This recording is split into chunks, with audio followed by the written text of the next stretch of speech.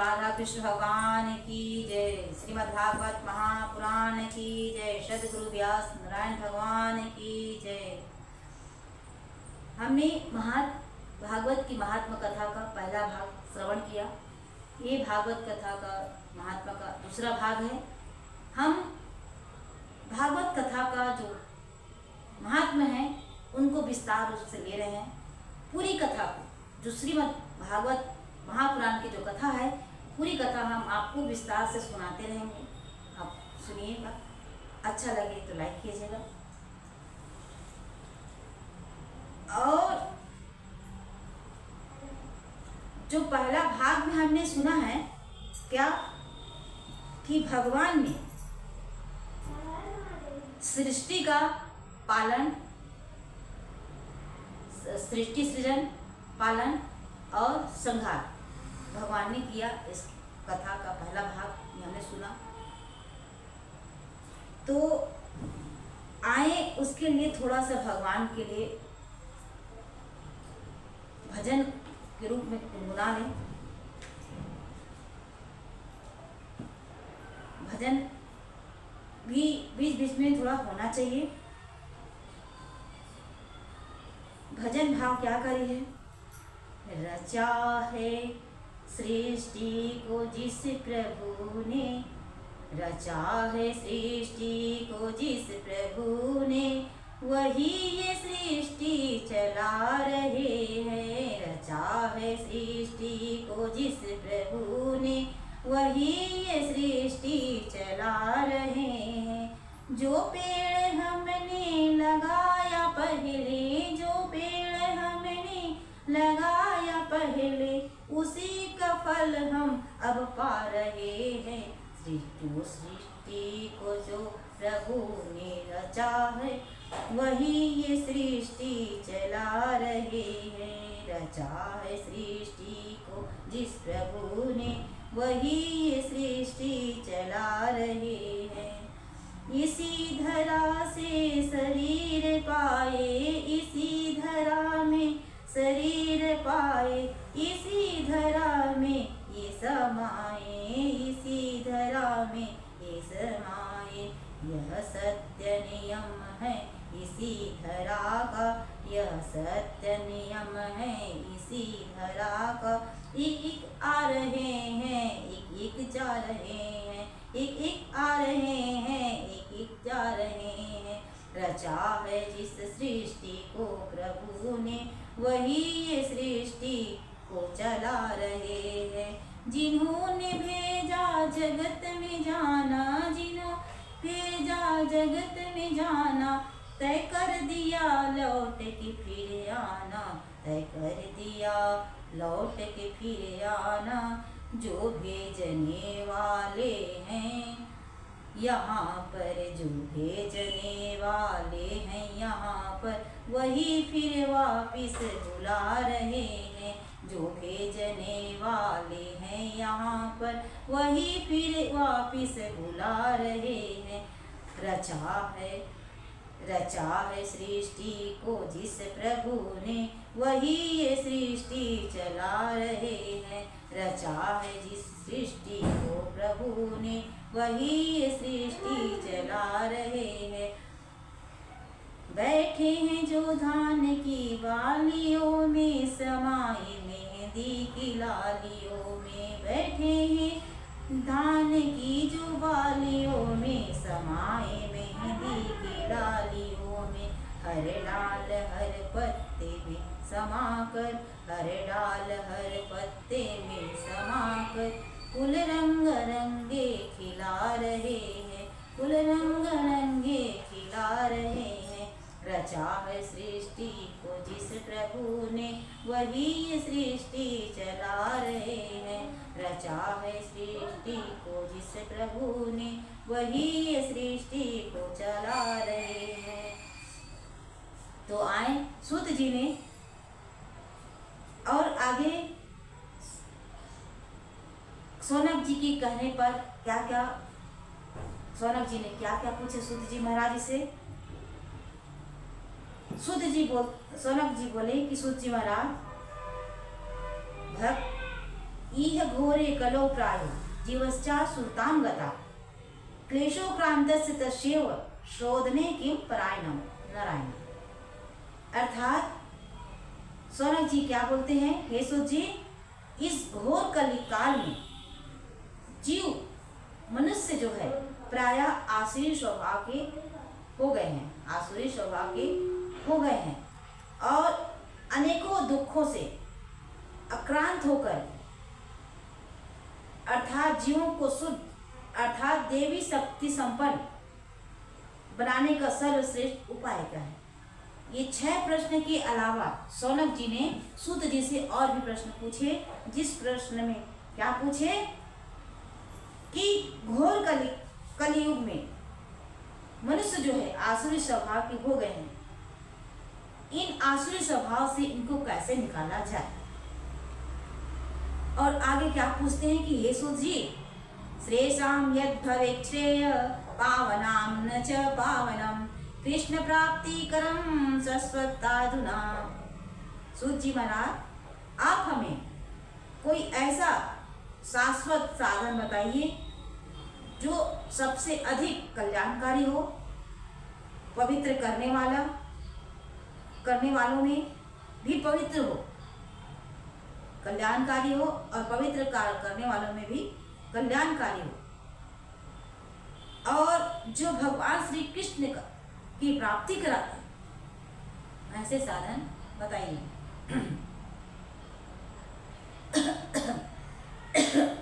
आगे सूत जी सिर्फ और पूछते क्या है, चिंतामणि लोक सुखम सुरत्रु सर्व संपदम प्रयक्षति गुरु प्रीतो वैकुंठम योगी दुर्लभम। सौनक जी महाराज पूछते हैं, हे सूत जी महाराज, चिंतामणि जो है केवल लौकिक सुख दे सकती है, चिंतामणि जो है क्या है, संसार के सुख दे सकती है, और कल्प वृक्ष जो है अधिक से अधिक स्वर्ग का संपत्ति दे सकता है। लेकिन यदि गुरुदेव प्रसन्न हो जाए तो भगवान का जो योगी दुर्लभ है, जो योगियों को भी दुर्लभ है, भगवान का धाम वैकुंठ, वो धाम दे सकते हैं यदि भगवान प्रसन्न हो जाए तो। इस प्रकार से सौनक जी महाराज ने सूत जी से प्रश्न किया, तो सूत जी ने क्या कहा, हे सौनक ऋषियों सुनिए, क्या प्रीति सौनक चित्ते ते हयतो वच्मि विचार्य च सर्व सिद्धांत निष्पन्नम संसार भयनाशनम। सूत जी कहते क्या है, सौनक ऋषियों, तुम्हारे हृदय में भगवान के प्रति जो प्रेम है ना, इसलिए मैं आपको उसी प्रेम को लेकर विचार करके तुम्हें संपूर्ण सिद्धांतों का निष्कर्ष सुनाता हूँ, जो जन्म मृत्यु के भय को नाश कर देता है। ऐसे जन्म मृत्यु के भय को नाश करने वाले भागवत कथा का जो महत्व है ये सुना रहा हूं। जो भागवत कथा क्या करती है, भक्तो वर्धनम यच्च कृष्ण संतोष हेतुकम तदहम ते अभिधास्यामि सावधानतया शृणु। ये भगवान की जो कथा क्या है, भक्ति के प्रवाह को बढ़ाता है और भगवान कृष्ण की प्रसन्नता का प्रधान कारण बनता है। भगवान की जो कथा है क्या है, भक्ति को बढ़ाता है और भगवान कृष्ण की प्रसन्नता का कारण बनता है। और मैं वही साधन, हे ऋषियों, आप लोग को वही साधन तुम्हें बतलाता हूँ, ध्यान से होकर के सुनिए। इस प्रकार सूत जी ने सौनक ऋषियों से कहा। और क्या कहा, काल व्याल मुखग्रास नाश निर्नाश हेतवे श्रीमद्भागवतं शास्त्रं कलौकीरेण भासितम्। सूत जी ने कहा, सुखदेव जी ने क्या किया, सौनक ऋषियों, कलयुग में दिने कलयुग में जो जीवों के काल रूपी सर्प के मुख का ग्रास होने का कारण नाश करने के लिए ये श्रीमद् भागवत कथा का वचन किया।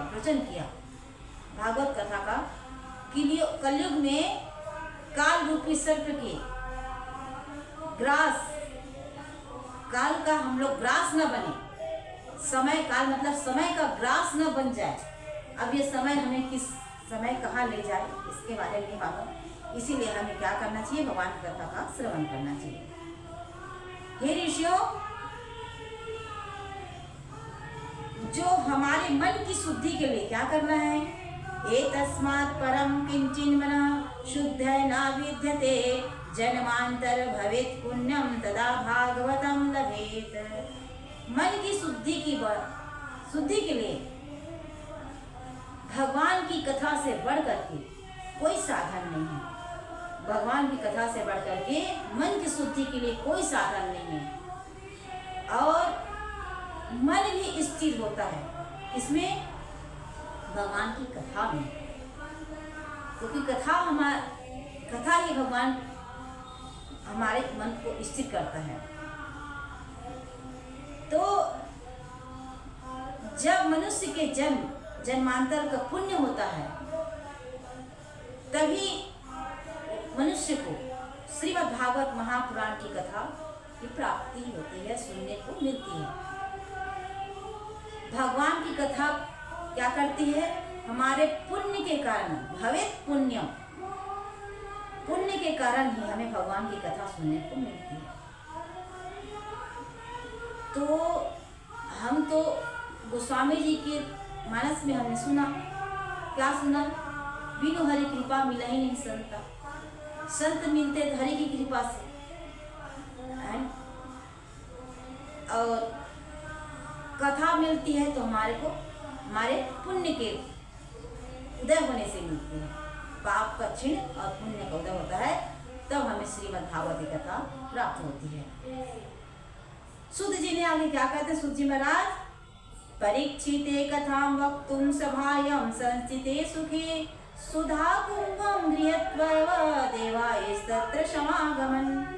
सुध जी महाराज ने कहा, जब सुखदेव जी राजा परीक्षित को यह कथा सुनाने के लिए सभा में विराजमान हुए, तब उस समय क्या हुआ, देवलोक से, स्वर्गलोक से अमृत का कलश लेकर के परीक्षित सुखदेव जी के पास आए, और देवता लोग अपने काम बनाने के लिए क्या कर रहे हैं, सुखम नत्वा वदन सर्वे स्वकार्य कुशलासुरा कथा सुधाम प्रयच्छस्व गृहीत्वैव सुधामिमाम्।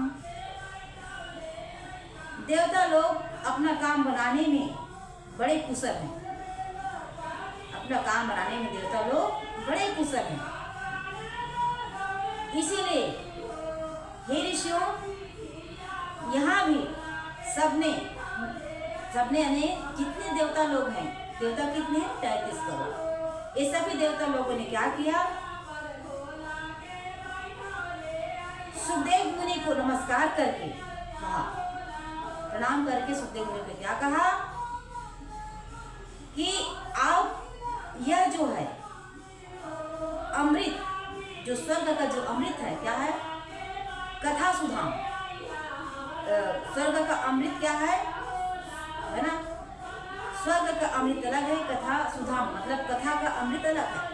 तो हमारा जो ये स्वर्ग का अमृत है, ये अमृत लेकर के बदले में हमें कथा अमृत का पान करवाइए, हमें कथा अमृत देने की कृपा कीजिए। इस प्रकार से सौनक ऋषि लोग सुध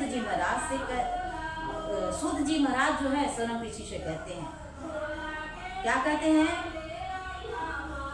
हे ऋषियों, एवं विनिमय जाते सुधा राज्ञा प्रपीयतां प्रपश्यामो वयं सर्वे श्रीमद्भागवतामृतम्। इस प्रकार से हे ऋषिगणों, इस प्रकार से परस्पर अदला बदली हो जाने पर देवता लोग क्या कर रहे हैं? राजा परीक्षित का अमृत पान करें और हम श्रीमद् भागवत कथा का अमृत पान करें। और जो कथा देवताओं के लिए दुर्लभ है, 3 गण होते हैं, देवगण, मनुष्यगण, राक्षस गण। तो इसमें मनुष्य लोग के लिए ही भगवान की कथा का बताया गया है। कथा अमृत मनुष्य लोग ही पान कर सकते हैं। राक्षस गण पान करेंगे तो राक्षस गण पान करेंगे स्वभाव में, जब अपने आचरण में उतारेंगे तब। जो देवता लोग को दुर्लभ है, राक्षसों को दुर्लभ है, वो दुर्लभ राजा परीक्षित के लिए सुलभ है ना। तो हे ऋषि गणों, इस प्रकार से परस्पर अदला बदली हो जाने पर, है ना, राजा परीक्षित का अमृत पान करने के लिए विनती किए देवता लोग। और देवता लोग अपने को कथा अमृत पान करने के लिए निवेदन सुखदेव महाराज से किए। तब यहाँ पर सुखदेव महाराज जी क्या कहते हैं? क्व काचा क्व सुधा क्व कथा लोके क्व काचा क्व मणिर्महान ब्रह्मरातो विचारेवं तदा देवांजहासः।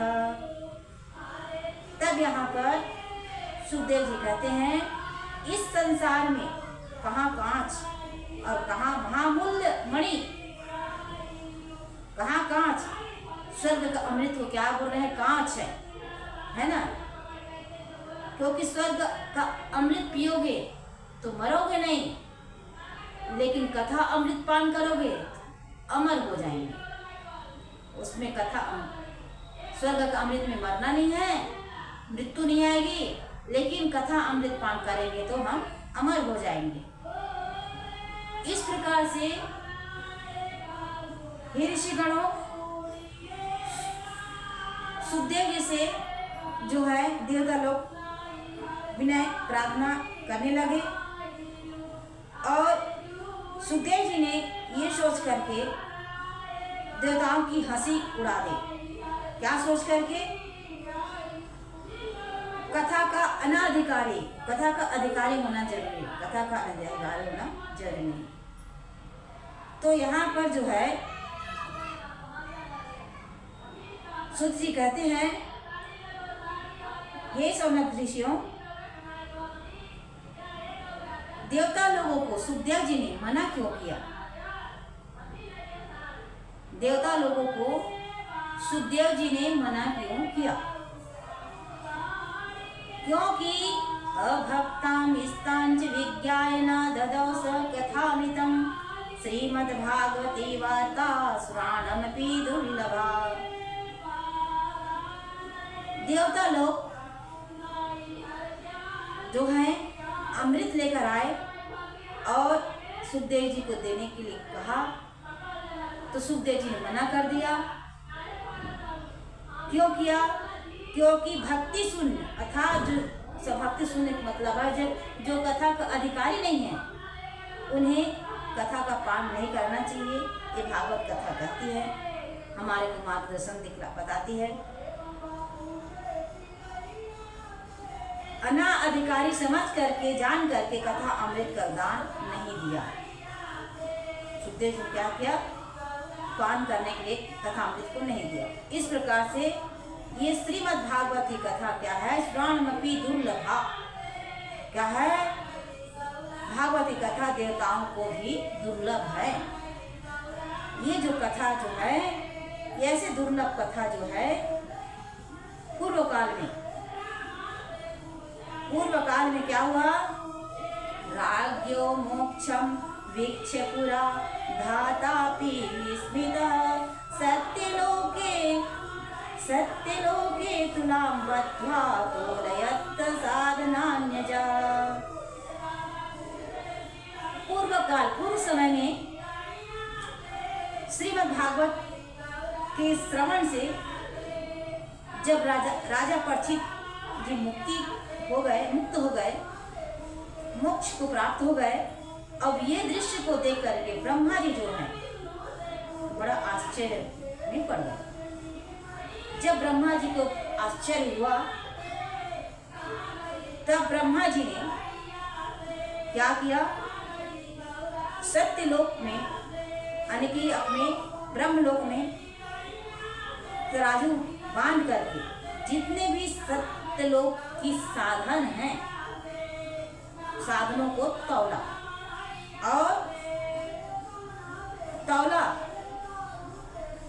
और लघुन्यानि जातानि गौरवेण इदं महत एदा तदा ऋषिगणा सर्वे विस्मयं परमं ययो। और सभी साधन जो सत्यलोक के थे उसे एक पलड़े में रखा, है ना। अपने महत्व के साधन भागवत भी जब देखा, एक पलड़े में सत्यलोक के जितने भी साधन थे उसको रखा और दूसरे पलड़े में श्रीमद् भागवत महापुराण की पोथी को रखा। तो श्रीमद् भागवत महापुराण की जो कथा है, पोथी है, ये क्या हुआ, भारी पड़ गया। सत्यलोक के जितने भी साधन हैं वो क्या है, उनके आगे कमजोर पड़ गए। अब इस दृश्य को देख करके ऋषियों को बड़ा विस्मय हुआ, आश्चर्यचकित हुआ। तो उन्होंने क्या किया, मेनिरे भगवद रूपम शास्त्रम भागवतम कलो पठनाक्षरणात् सद्यो वैकुंठ फलदायकम।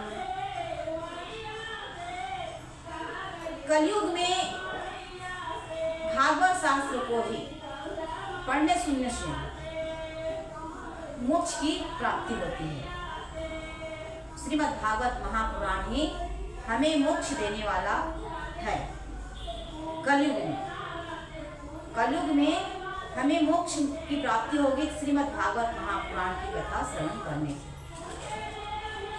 कहते हैं, और सूत जी ने क्या कहा, सप्ताहेन सुतम चैतत् सर्वथा मुक्तिदायकं संकाधे पुरा प्रोक्तम नारदाय दया परे। हे ऋषिगणों, सप्ताह विधि से यदि कोई श्रवण करने पर 7 दिन की जो भागवत कथा होती है, जिसको हम विस्तार रूप में बताने की प्रयास करेंगे, कोशिश हमारा रहेगा सप्ताह विधि का। और इस प्रकार से पूर्व काल में इसे दयापरायण सनकादिक ऋषियों ने देवर्षि नारद को सुनाया था। वही जो देवर्षि नारद ने, है ना, संकारित जो कथा सुनी थी, वही कथा जो है, यद्यपि ब्रह्मा संबंधाच्युत में तत् सुरर्षिणा सप्ताह श्रवण विधि कुमारे तस्य भाषितः। देवर्षियों ने, नारद जी ने पहले ब्रह्मा जी के मुख से इस भागवत कथा को सुने हैं, पहले से ही पान कर लिया था। उसी सप्ताह कथा को विधि और पूर्वक मैं सुनाने जा रहा हूँ। और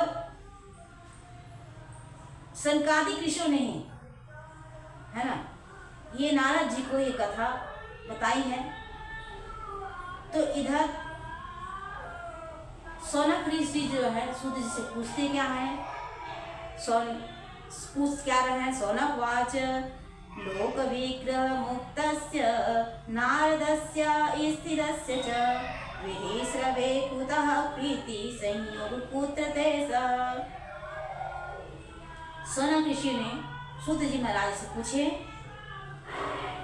कि संसारिक जो प्रपंच है, इस प्रपंच से मुक्त और विचरणशील नारद जी का, हे सूत जी महाराज, संकादिक ऋषियों के साथ संयोग कहाँ हुआ और किस जगह हुआ, ये सब विधि विधान के साथ उस उसे श्रवण कराइए और विधि विधान के साथ श्रवण में, कथा सुनने में ये नारद जी को प्रेम, भगवान की कथा सुनने में प्रेम कैसे हुआ, ये सब हमें विधि विधान से सुनाएंगे। शुद्ध जी ने क्या कहा, हे शौनक ऋषियों सुनिए।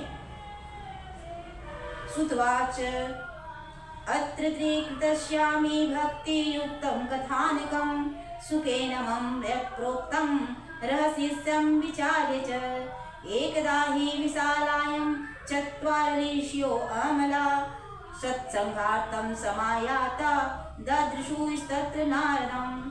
सूत जी ने कहा, हे शौनक ऋषियों, संसारिक प्रपंच से मुक्त एवं विचरणशील नारद जी का सनकादिक के साथ संयोग कहाँ हुआ और विधि विधान के साथ श्रवण में उनकी प्रेम कैसे हुआ।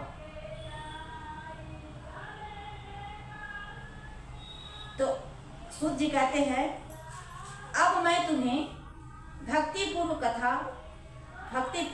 कथा जो है सुनाता हूँ।